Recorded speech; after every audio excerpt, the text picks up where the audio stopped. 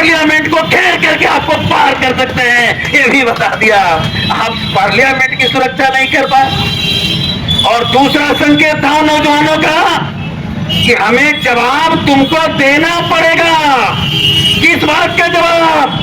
10 साल पहले आपने जो कहा था उसका जवाब मोदी। लेकिन किसानों ने कहा ये देश मोदी की नहीं, ये देश किसानों का है, हिंदुस्तान वासियों का है, इसलिए हमारी बात मानना पड़ेगा। और मोदी को झुकना पड़ा किसान आंदोलन के सामने। तीनों काले कानून वापस लेने।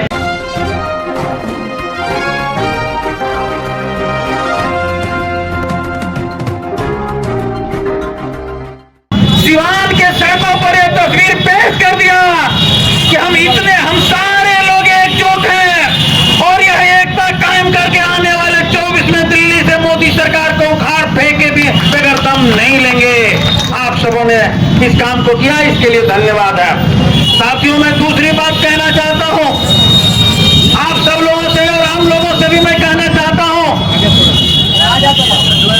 कि पार्लियामेंट में घटना घटी। 4 नौजवान, जिसमें 2 नौजवान पार्लियामेंट के भीतर घुस गए और 2 लोग पार्लियामेंट के बाहर लाल पीले रंग के धुआं छोड़े। इस घटना को देखने के बाद मुझे लगता है कि हिंदुस्तान के पार्लियामेंट में उस समय जब ब्रिटिश हुकूमत थी तो भगत सिंह ने भी यही काम किया था। और वह काम तब किया था जब पार्लियामेंट के भीतर मजदूरों के खिलाफ, किसानों के खिलाफ कानून पास किए जा रहे थे।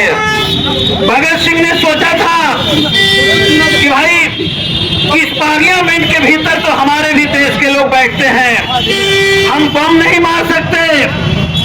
और भगत सिंह का तो साफ मानना था, वो अपने लेखों में लिखते हैं कि बम और पिस्तौल कभी इंकलाब नहीं लाते, इंकलाब की तलवार विचारों के स्थान पर तेज होती है, भगत सिंह ने कहा था। तो उन्होंने इसी तरीके के धुआंधार बम को गैलरी में फेंक करके अंग्रेजी हुकूमत को चेतावनी दी थी कि यह कानून अगर पास हुआ तो हिंदुस्तान के जनता के लिए काल होगा, इसलिए हिंदुस्तान वासियों खड़े हो जा। उन्होंने धमाका देकर के संकेत दिया था। और पार्लियामेंट के भीतर भी इन 4 नौजवानों ने, जिनका हिस्ट्री उठा करके हम लोग देख रहे हैं, तो यह बात साफ लगता है कि वो कोई आतंकवादी नहीं थे। उनका पूरा आंदोलनों से गहरा जुड़ाव था। उसकी महिला जो उसमें शामिल थी वो किसान आंदोलन में भी शरीक हुई थी। एक नौजवान सागर, जिसका नाम आ रहा है, वो नौजवान भगत सिंह से प्रेरणा लेता था और घरों पर हमेशा भगत सिंह की चर्चाएं करता था। इन नौजवानों ने क्या संकेत दिया? 2 घटना एक साथ हुई। अरे मोदी जी, 56 इंच का सीना कहां चला गया? आपके 56 इंच के सीना को चुनौती देकर कहा कि आपके पार्लियामेंट भी सुरक्षित नहीं है और हिंदुस्तान के हम जनता चाह सकते हैं तो पार्लियामेंट को घेर करके आपको पार कर सकते हैं, ये भी बता दिया। आप पार्लियामेंट की सुरक्षा नहीं कर पाए। और दूसरा संकेत था नौजवानों का कि हमें जवाब तुमको देना पड़ेगा। किस बात का जवाब? 10 साल पहले आपने जो कहा था उसका जवाब मोदी जी देना पड़ेगा।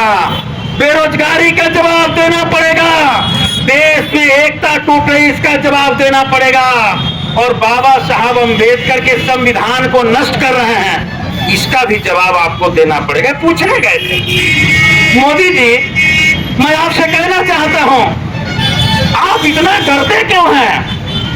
अरे हिंदुस्तान के लोगों से इतना डरते क्यों भाई? आपका डर तो मैंने उस दिन भी देखा था जिस दिन इस देश के किसान दिल्ली की तरफ कूच कर रहे थे। आपने दिल्ली के सड़कों पर क्या लगाया था, याद है? आपने दिल्ली के सड़कों पर कीले गाड़ दिए थे और कीलों को गाड़ करके कहा था कि हम किसानों को पार्लियामेंट में नहीं जाने देंगे, दिल्ली नहीं जाने देंगे। लेकिन मैंने देखा आप डर गए, किसानों ने आपको झुका दिया।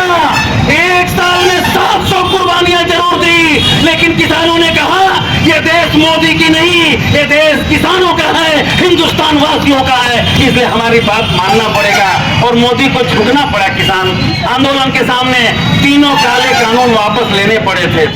मैं आप लोगों को बताना चाहता हूं, सीमांत वासियों को, जो डरता है वो पुलिस को आगे करता है, जान लीजिए। और मोदी हिंदुस्तान के जनता से डरता है, इसलिए कोई ना कोई काला कानून ला करके डराना चाहते हैं। इसलिए इस बात को नहीं समझिएगा तो ये हवा बना रहे हैं। आप भाषण दीजिएगा। लक्ष्मण झा चौधरी ने क्या किया भाई? एक प्रोफेसर को आप दिल्ली के